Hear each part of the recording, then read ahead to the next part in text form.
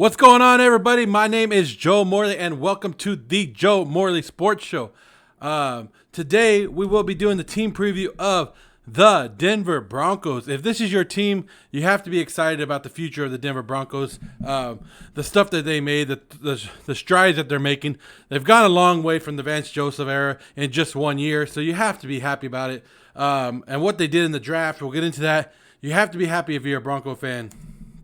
Here's your head coach. Vic Vangio has been the defensive coordinator in Carolina, Indianapolis, Houston, San Francisco, Chicago. Should have had a head coaching job way before he had this one.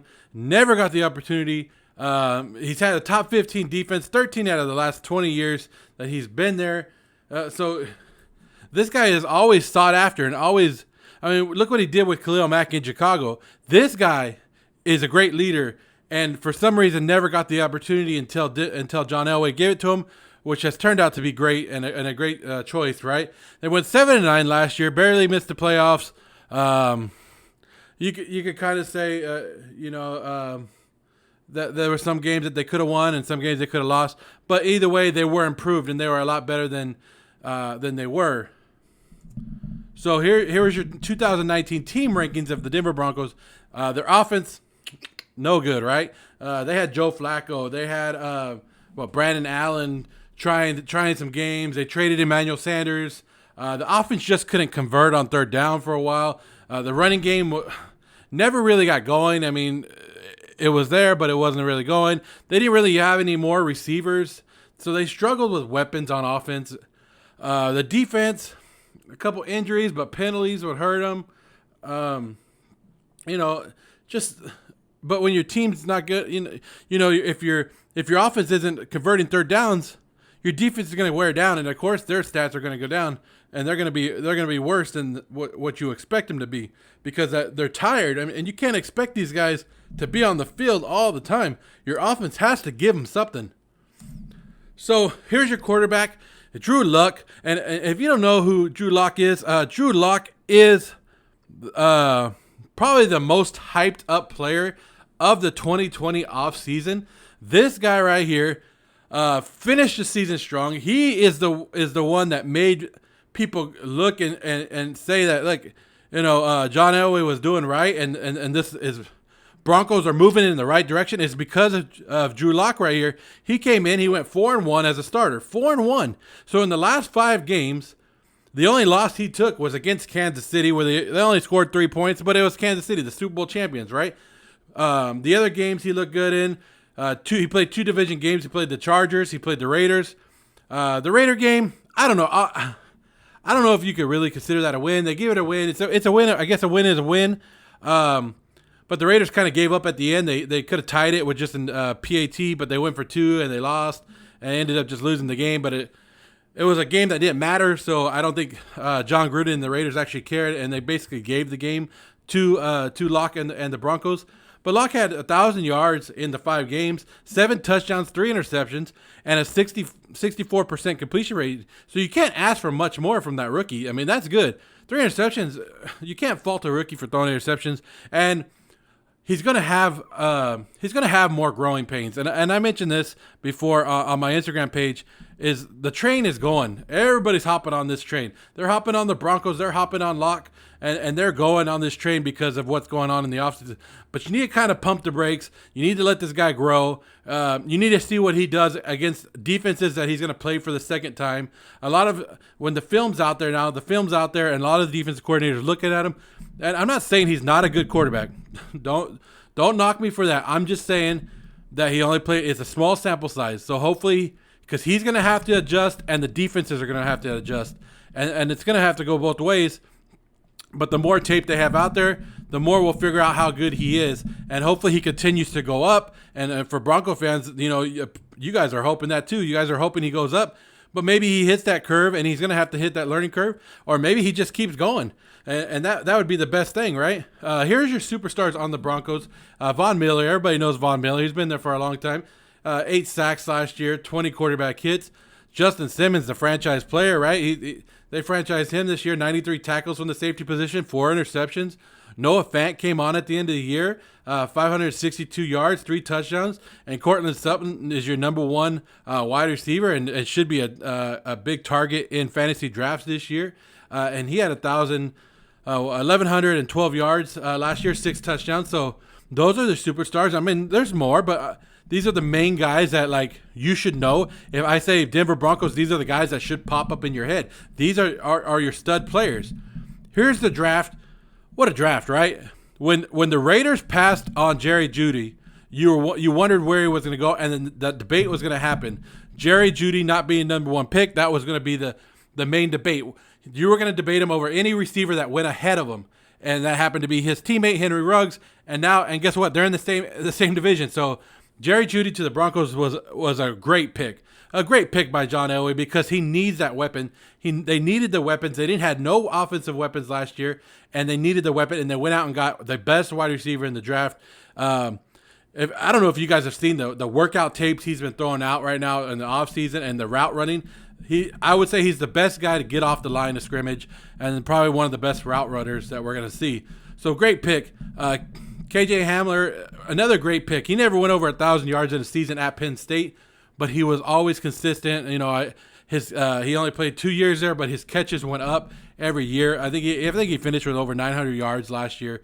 There, Cushenberry, the center, I think that should help out a lot. Mute should be a good one. The other guys are kind of iffy around there. So we'll see how they turn out to be. But you never know. If you could just get one more other guy to hit, it's great, right? Here is the offensive depth chart. Of course, Locke's going to be your starting quarterback. Melvin Gordon they brought in from the division rivals Chargers. A lot of people are maybe hyping this team up because of Melvin Gordon, but when you actually go, and I'm not going to knock Melvin Gordon. I always liked him. I had him on my fantasy team. I've always liked him.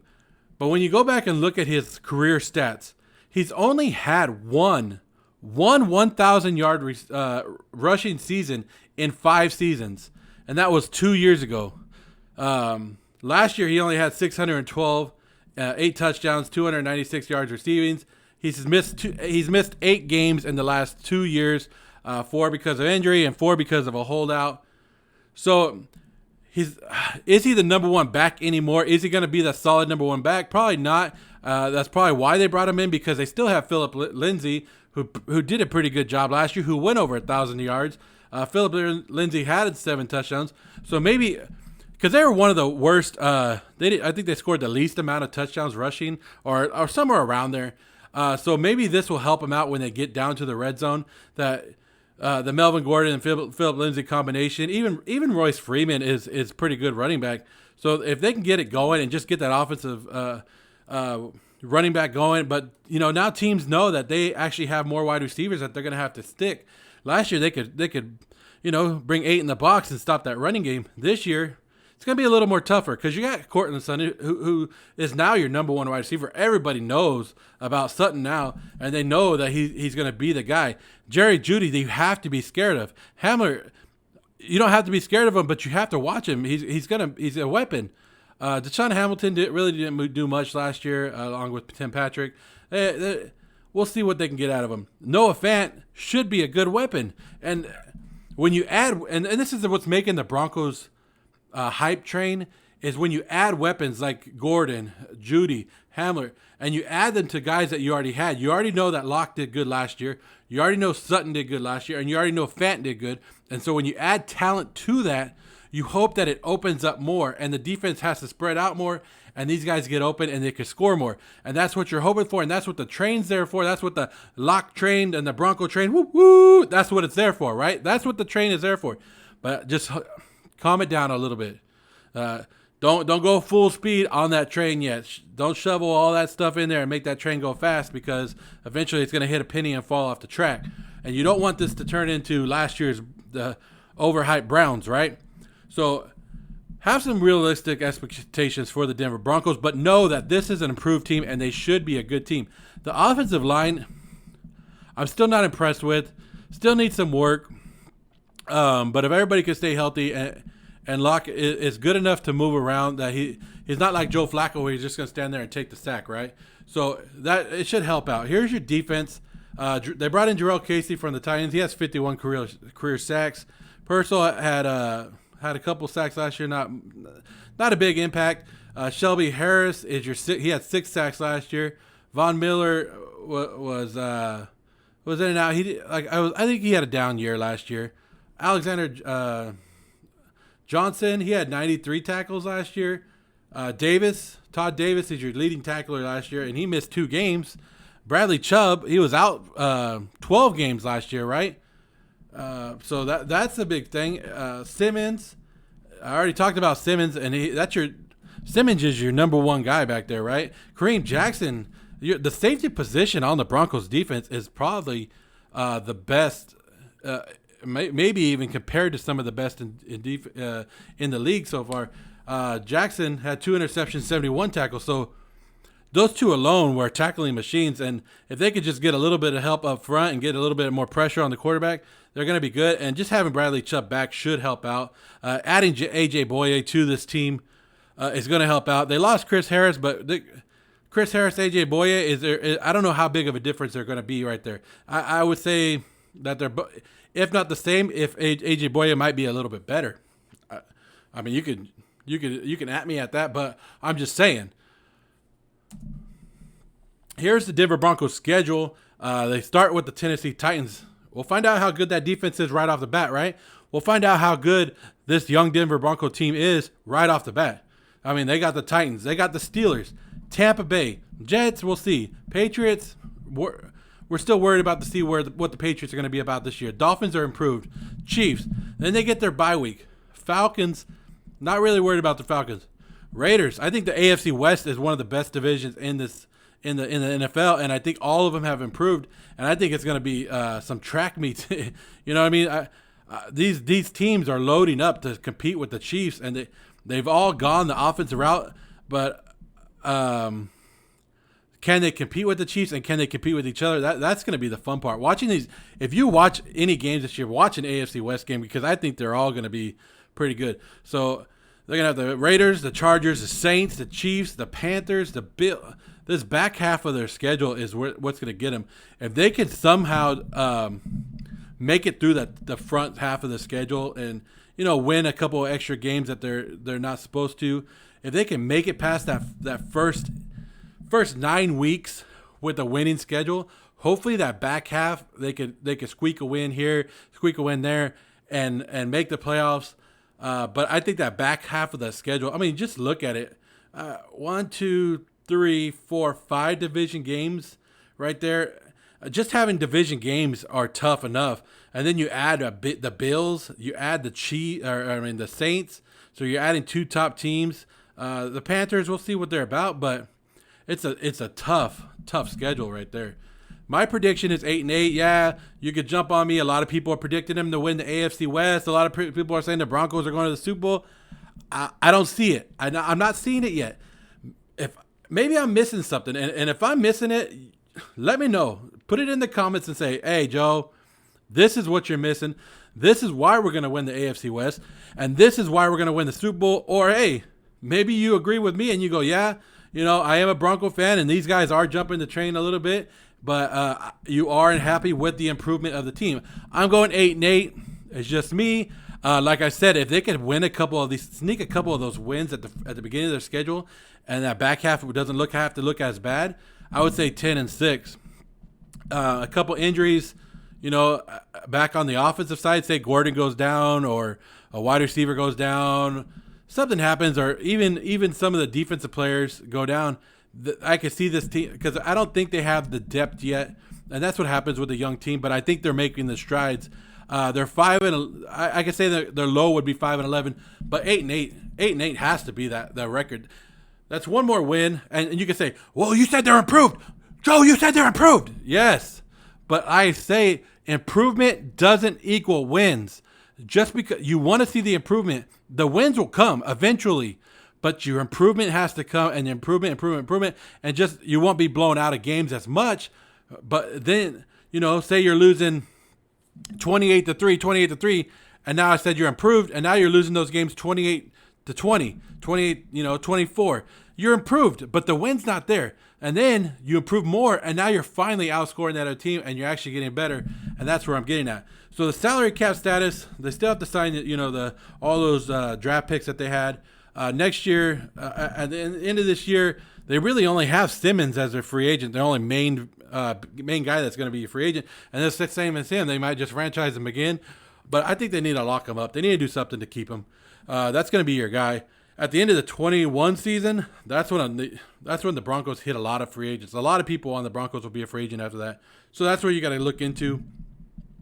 So the 2020 team preview of the Denver Broncos. I like Vic Vangio. But I think the AFC West is going to be a tough division, and that's just me. I think all four teams, and even the Chargers, the Raiders, the Chiefs, I think all four have improved, and the Broncos, of course, all four have improved. They're going to be tough. It's going to be a tough division.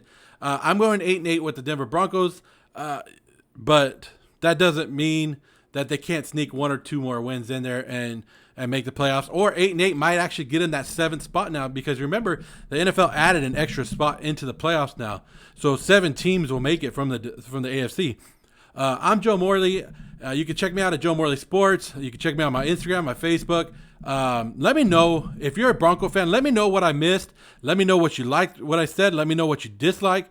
Come with me with facts. Maybe there was a player that I missed that you think is going to change this team and make it better. You think that that they added a coach or something that is going to spark this team. Let me know. And that's what I like, because we'll find out in a couple months if I'm right, or we'll find out in a couple months if you're right. But that's the beauty of talking sports, right? That's why we talk to sports, because we can. And some guys are high on teams and some guys aren't. But that's the beauty of it, because when it comes down to it, and that's why they play the games on paper, or they don't play the games on paper, because if they did that, then there's no point of even talking about it, right? So we want to see on any given Sunday who wins, who can put up the best products on the field, and Locke is going to be a great player, and I have no doubt about that. I think he's going to be a great quarterback in the league. I just think it's going to take a little bit of time. I think he had a small sample size, no tape on him, but it's coming. We'll see how he does this year. So 8-8, my final prediction. Bronco fans, hate on me all you want. Let me know. Joe Morley, stay healthy, my friends. I'm out of here.